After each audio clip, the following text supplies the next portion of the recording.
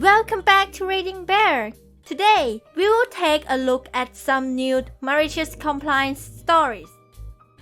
And if you enjoyed my content, please don't forget to subscribe to my channel and post some bear emojis in the comments.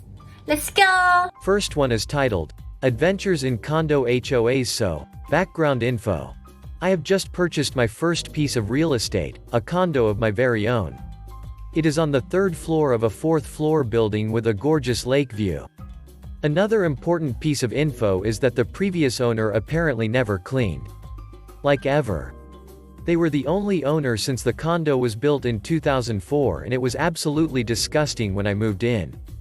I'm talking layers of dried-on food spills all over the kitchen, used acne patches stuck to the bathroom cabinets, etc. Spent the first month bleaching the entire inside. And that, my friends, is when we arrive at our main story. As I noted, the gorgeous view was a huge selling point of this particular unit. It has a beautiful deck overlooking a great lake and pool. However, it was covered in slimy green mold, algae. After I made the inside habitable, I wanted to get the deck in shape for the upcoming warm weather.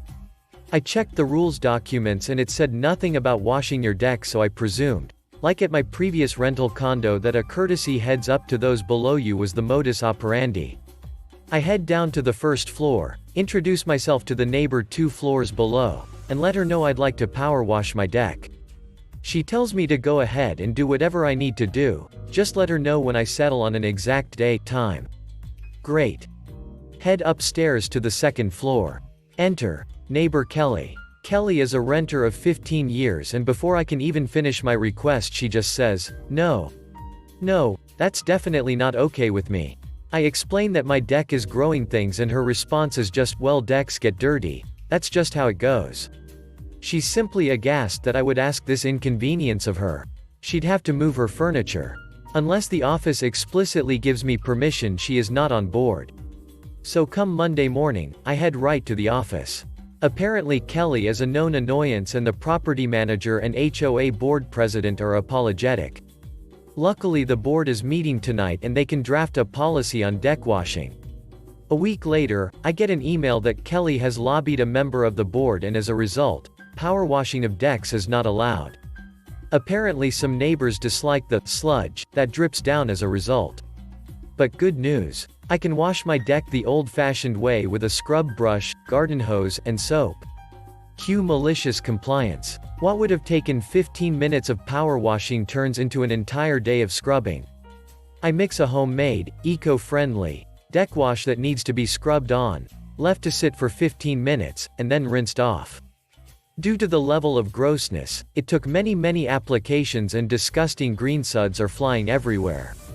Kelly is fuming. She did not realize that soap would be a part of the deal when I informed her of my new washing plans. I guess she thought she had successfully limited me to just a garden hose. She is very upset that there are suds on her windows and door. Threats of reporting me to the board ensue. Patio doors are slammed. Angry texts are sent. On my way to work Monday, I pop my head into the office. They had received complaints from Kelly and told her I had permission for everything. I have not heard from her since. Next one is titled, You Wanna Handle the Rush Hour Alone? Be my guest. So this happened in 2018 when I was working at a KFC outlet in the UK. Anybody who has worked fast food knows that there are times when the rush hour gets really hectic, especially if your franchise is on a busy street. I worked at this place on the weekends because it was the busiest time for the store and the only time I could take out from uni studies. At our busiest we dealt with about 1,000 customers in a 12-hour workday, with about half of them being in these rush hour slots. I was part of the front of house staff, which meant my job was to take orders, deal with and listen to the customers' questions and complaints, pack their orders, make ice creams, shakes and hand them out as well. At any given time I was doing 1, 2 or all of these jobs together. Since we would get so busy, we had always aimed to have about 2 people on the registers, 2 people packing, and 1 person specifically for handing out the orders by calling out the order number on the receipt. The handing out the orders job was the easiest part and involved literally just standing there, which is why most of our staff used to work that station when they were tired, myself included. Fast forward to 4 months into the job and one of our old staff members, we'll call her Lisa, comes back to join the team again. She had been working there before I had joined and so knew everyone beforehand. She was also kind of pretty, and this will be important later. Now before I proceed, I want to say that none of my coworkers had any issues with me and that my boss loved my work. I was so well received at this job that when I left they gifted me a guitar as a going away present. I had good English and I'm very friendly, so I was immediately settled in. My coworkers even playfully nicknamed me Skinny and joked around with me all the time. However, Lisa didn't like that because she could see that I was the center of attention due to my hyper energy. One fine Saturday I go into work and realize that I've been made responsible for the part of the front of house process which is to yell out order numbers and give the customers their food, dealing with anything that might be wrong or missing. Fair enough, I had a really busy Friday and was hoping for something easy to do. I spent the first 6 hours of my shift doing this job, and after the staff for the first half of the day left, I decided to help the remaining staff out until our co-workers for the second half of the day came in. In comes Lisa for the second half of the day, and she's been made responsible for packing the orders, which is probably the most taxing job. This part of the workflow is so taxing that it always has at least 2 people handling that station. We were short-staffed that day, and so Lisa was tasked to do this job alone, which was probably not the best decision by my manager. However, since she had worked here before, he trusted her to get the job done. We also had a rotation for our posts, and it was her turn to handle that section that day. As if by some stroke of luck, rush hour started right as she came in, so she didn't even have time to prepare herself. What's even funnier is that she came in with a bad mood, so she definitely didn't want to work that day. Now, one important detail here is that we have a large screen right above the packing section that the customers can see, which displays their orders with details of their order and the order number displayed on it. Customers can have a look at that and be patient as they wait for their orders to be rolled out. Once an order is successfully completed, the order disappears from the screen, allowing the rest of the orders to be bumped up the priority list. This screen also had a timer on each order, which should under no circumstances be allowed to go over 7 minutes. If that happens, the timer turns red, alerting us to work faster. Usually this screen is not supposed to go beyond 7 orders at a time, but it has enough functionality to display up to 15 orders. Now Lisa was trying her best, but as the rush hour increased, the amount of orders waiting went up exponentially and the customers started to line up. The screen went beyond 15 orders waiting with red plastered all over it, and at this point it was obvious Lisa couldn't handle the packing section alone. One of my coworkers nudged me to go and help her out since I was basically doing the easiest job just standing around. I decided this was for the best, and so I walked up and started packing orders next to her. As I did so, she stopped doing the packing, looked at me dead in the eyes, and with the most threatening look said, "Go do your own job." I tried to be nice as usual and explained to her kindly how crowded it was getting, but it was obvious that she didn't want to listen. Not wanting business to be affected, I decided to go alert my manager, but just as I was about to go ask him for some advice, she says in the most condescending tone, "I don't know why you're trying so hard to work next to me, but it's honestly creepy and you should stop." Now I will admit, I'm an average-looking guy, definitely not in her league, but she was under some sort of misconception that I had somehow developed feelings for her. She was probably used to guys running after her and placed me in the same row without even getting to know me, which I found incredibly disrespectful. When I realized she was thinking I was some sort of simp, all my will to want to help her flew right out of the window. I causally walked back to my station and grinned, knowing what was about to unfold. In the next 30 minutes the screen was now full with about 40 orders waiting. In fact, there were so many orders waiting that you couldn't even see half of them on the screen because they were so down on the list. Customers were standing around disgruntled and hungry, looking at Lisa as she was panicking, running around trying to do everything by herself. My coworkers had seen how she had treated me, and so none of them approached to help her out. She was all over the place with the orders, chucking the bags in the air towards me, dropping fries on the floor, missing items, and the customers were complaining to high heaven at this shoddy service. I mean, even by fast food standards this was bad. Since I was the one handing out the orders, I was hearing all the complaints and trying to sedate the customers as much as possible with the biggest smile on my face. It was pretty bad and the only time I had ever had fun listening to people complain. What made it better was that the customers knew I wasn't to blame, and so we silently judged Lisa together as we watched her run around in a frenzy. Making casual trips to the back as Lisa was visibly shedding her hair out of stress was the best part because I was just doing my job, whilst Lisa was halting the entire business by herself.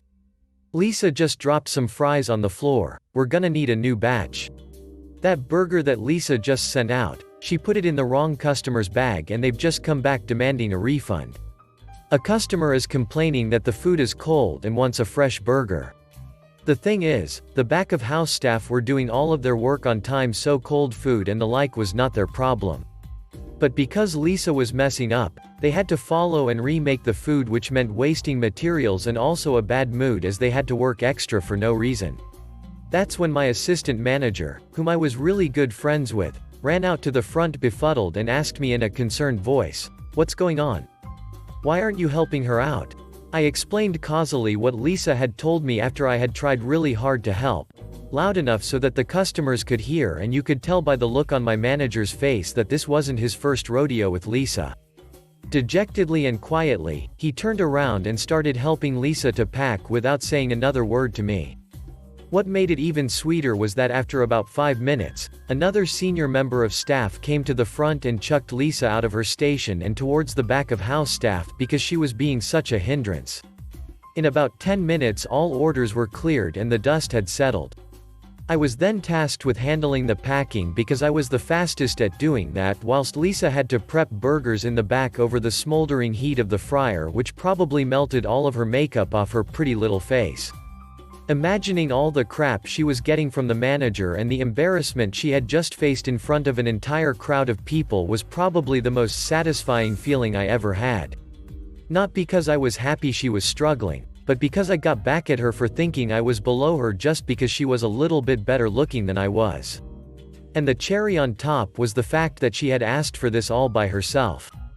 Justice served, but the orders weren't. At one point, I even walked to the back to see how she was doing. I found her hunched over the fryer and couldn't tell if what was rolling down her face was sweat or tears. However, the look in her eyes was the most delicious treat ever.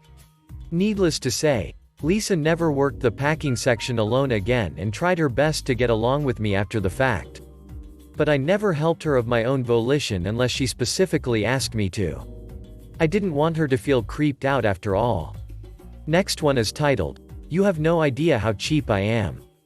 An ice cream story. Some background information. I was a recent engineering graduate, working full-time making pretty good money. I decided I wanted to propose to my girlfriend and needed that good diamond ring money. So I randomly took a job as a waiter at a local diner and would work afternoons, nights, and weekends. Making pretty crap money, but I'm a whore for money, so I didn't care. If you've ever worked at a job you don't need, it really is eye-opening, but that's another story. So as I'm sure most of you know, waiters and waitresses have side work to do at the end of their shift, which to me seems pretty BS, but whatever. The state I lived in paid $2 an hour for servers on top of whatever tips they take home. So this side work is near slave labor, in my opinion, because it's a non-tipped labor. On my second week at the job, my end-of-shift side work was to scrape down the ice cream freezer frost buildup. When freezers run for a long time, condensation forms and then freezes on the inside of the freezer walls. I had worked at an ice cream shop as a teenager, so I was very familiar with ice cream freezers. Normally, you just let the freezer warm up and melt the frost off, but these fartmuncher owners didn't do it that way. Instead, I was encouraged to pay a busboy $5 for him to scrape the frost. Now, in my mind, that just sounds like I am paying an employee to do work at a restaurant I don't own, nor profit from. So I said no, I'll do it myself. The manager didn't like that at all, but she couldn't really do anything about it. My tips were already in my pocket, and she couldn't force me to give my money away. I open up the freezer and see that there are about 3 inches or more of frost on the walls. I know from experience this is several years of frost build-up. These walls haven't been frost-free in years. so I asked the manager how much frost she wants me to remove, warning her it would take a while to scrape them down to the bare metal. She snidely said that the busboys remove every scrap of frost, every week, BS, and that's what she expected from me. Okay, you asked for it. Over the next 2 hours, I scraped, sweated, grunted, and struggled with this frost. It was a chest freezer, so I was bent over head inside the freezer. The ice cream had to be moved out of the way, so it all melted and dropped onto the carpet. The freezer was in the dining area, so guests were treated to awful noises and my butt in the air. I sweat like a maniac, and probably smelled awful. Everyone in the whole restaurant could hear this cacophony. Manager kept coming back to heckle me and ask, "You gonna give up? Come on, just pay the busboy. It's late and I know you have work in the morning." Fellow servers, mostly mid-40s people, were actively rooting against me.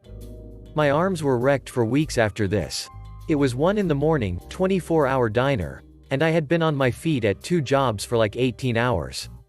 But I was earning money, and $2 an hour was enough to keep my resolve ironclad. Plus, I was so angry at the insistence that I pay her employees for her. After 2 hours and 6 gallons of melted ice cream, the manager gave up and sent me home. Only 1/3 of the frost was gone. And I was $4 richer. Tip your servers, they probably put up with so much BS. Next one is titled, "You must have a doctor's certificate if you want to be paid." This is happening right now. Currently not feeling well and I am taking the day off to recoup. It's a head cold and nothing to do with chest. But I do have a sore throat and runny nose. Well, work requires a doctor's certificate if I want to get paid. Can't make appointment at my old doctor's because I live too far away and they need to have seen me within a year to be able to do phone appointment. The new doctor near me won't see me because of cold symptoms and I need a negative COVID test result to see them first. So I went and took the COVID test and need to wait a couple days for test result. My work could have just said it was fine for the 1 day, but now I have a certificate for the COVID test and legally have to isolate for the next 3 days and I am gonna enjoy them after my head cold clears up. Last one is titled, "Regularly scheduled programming will resume in 8 hours." I used to work as a broadcast technician on a cruise ship. Part of the job was running the passenger TV system and making sure the right thing was on the right channel at the right time. Most of the channels ran pre-recorded programs, but 4 of them were live channels that we got off a satellite, CNN, ESPN, and 2 others I forget. The ship's satellite dish was supposed to automatically track the satellite as the ship moved, but when the ship would do a 180-degree turn pulling out of port, the dish couldn't keep up, and I'd have to go to the broadcast room and manually retune the dish. This meant going onto the internet to look up the azimuth and elevation for the satellite, which was different depending on where we were on Earth. Without the Az and L, I had no way to know which way to point the dish. In an effort to save money and bandwidth, one day the company decreed that between 8 a.m. and 8 p.m. the ship's internet would be limited to the passenger internet cafe and essential crew use only, and the broadcast technician was one of the jobs not on the list of essential crew. I made a case to the cruise director and hotel director that this would cause problems if we lost the satellite dish during this time, but they were unconvinced. So I waited. A few days later, as we were pulling out of port around noon, the satellite dish lost contact with the satellite. I sent an email to the cruise director and CC'd the hotel director to let them know that our satellite TV channels were down, and I'd be able to get them back up just as soon as I had access to the internet at 8 p.m. that night. About 15 minutes later, I was CC'd on an email from the hotel director to the IT department that said, "Please turn on the broadcast technician's internet access and add them to the essential crew list." Edit. You could send emails to addresses within the ship's network without a connection to the internet. You couldn't send emails off the ship without a connection to the internet. Thanks for listening.